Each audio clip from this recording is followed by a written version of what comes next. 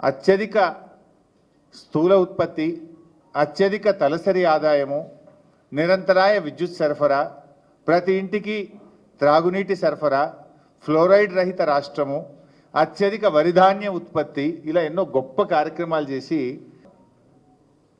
ఎట్లా ప్రకటనలు ఇస్తారు? ఎవరి తాత జాగిరి ఇది? టీఆర్ఎస్ ఖాతాలో 1300 కోట్లు ఉన్నాయి. అందులోకి వెళ్ళి ఖర్చు పెట్టుకోమని ఎవరొద్దన్నారు? ఎట్లా ప్రకటనలు ఇస్తారు? ఎవరి తాత జాగిరి ఇది? టీఆర్ఎస్ ఖాతాలో 1300 కోట్లు ఉన్నాయి. ఇప్పుడు చూస్తున్నారు కదా భాయ్ సాబ్, రోజు యాడ్లే, ఫుల్ జాక్ పేజ్ యాడ్లు, ఇంకా ఉత్తుత్త యాడ్లు కూడా కాదు. ఇందిరాగాంధీ జయంతికి యాడే, రాజీవ్ గాంధీ వర్ధంతికి యాడే, ఉత్సవాల పేరు మీద యాడ్లే. రోజు మరి అడ్డగోలుగా ఎవరి జాగిరని ఇస్తున్నావు నువ్వు యాడ్లు? మరి ఎవరి డబ్బు? ప్రజల డబ్బును నువ్వు ఈ రకంగా నీ ప్రచారం కోసం ఏ రకంగా ఖర్చు పెడతావు అని మాకు అడగరాదా? మేమిస్తేనేమో బ్యాడ్ అట, ఆయన ఇస్తేనేమో యాడ్ అట. ఇది ఆయన 2 నాలుకల ధోరణి. అదేవిధంగా మూసీ విషయంలో ఆయన గారు ఏం మాట్లాడిందో కూడా మీ అందరికీ తెలుసు. ఇది ముఖ్యమంత్రి అయినాకనే మార్చిన మాట. ఇది ప్రతిపక్షంలో ఉన్నది కూడా కాదు. తన నోటితోని తానే 1,50,000 కోట్లని నొక్కి నొక్కి చెప్పిండు. మళ్ళీ ఆ తర్వాత 1,50,000 కోట్లు అనేది ఎక్కడి నుంచి వచ్చిందని మిమ్మల్ని అడిగిండు విలేకరుల సమావేశంలో. మిమ్మల్ని దబాయించిండు. అది ఎక్కడి నుంచి వచ్చింది, ఎవరు చెప్పిండు మీకు అని ఉల్టా దబాయించింది ఆయన. అంటే అనేది ఆయన్నే, ఉల్టా అడిగేది కూడా ఆయన్నే, దబాయించేది ఆయన్నే, మళ్ళీ బుకాయించేది ఆయన్నే.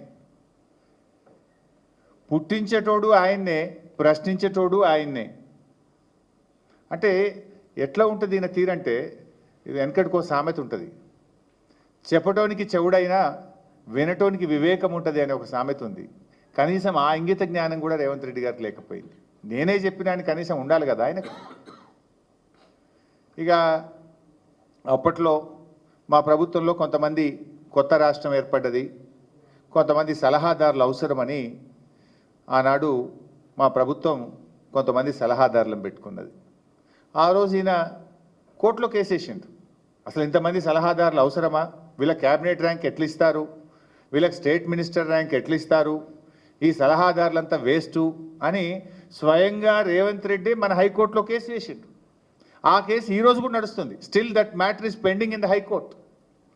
మరి సలహాదారులు వద్దని, సలహాదారులకు క్యాబినెట్ ర్యాంక్ ఇవ్వొద్దని హైకోర్టులో కేసు వేసేటప్పుడు మనం ఏం చేస్తాం?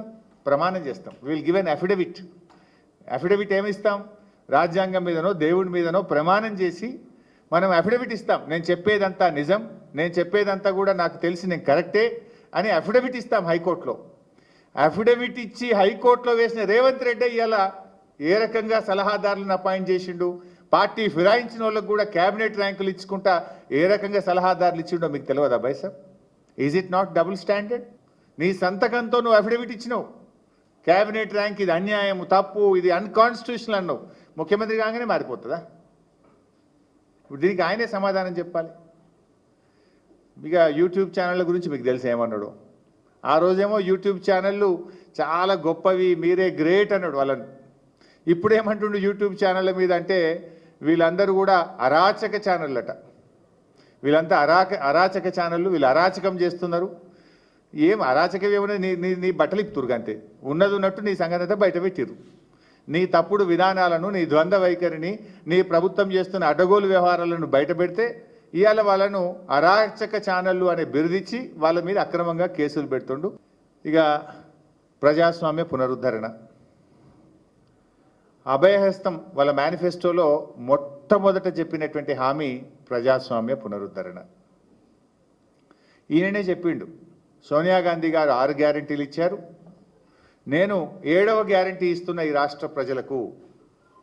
మా పాలనలో నిర్బంధాలు ఉండవు, అణిచివేతలు ఉండవు, ప్రజాస్వామ్యం అద్భుతంగా ఉంటుందన్నాడు. నిజంగా ఈయన ఏడాది పాలనలో ఏమున్నాయి ఈరోజు? నిర్బంధాలు, అణిచివేతలు, లాఠీ చార్జీలు, కంచెలు, ఆంక్షలు. చివరికి మా పార్టీ మహబూబాద్లో మీటింగ్ పెట్టుకుంటామంటే కూడా నువ్వు అనుమతి ఇవ్వలే కదా, హైకోర్టుకు పోయి తెచ్చుకున్నాం కదా. పోలీసులు బాధ చెప్తే వాళ్ళని సస్పెండ్ చేస్తేవి, డిస్మిస్ చేస్తేవి. నిరుద్యోగ యువత మాకు అన్యాయం అవుతుంది, జీవో 29 రద్దు చేయండి, ఎస్సీ ఎస్టీ బీసీలకు అన్యాయం అవుతుందంటే వాళ్ళ వీపులను కమిలిపోయేటట్టు చితకబాదితివి.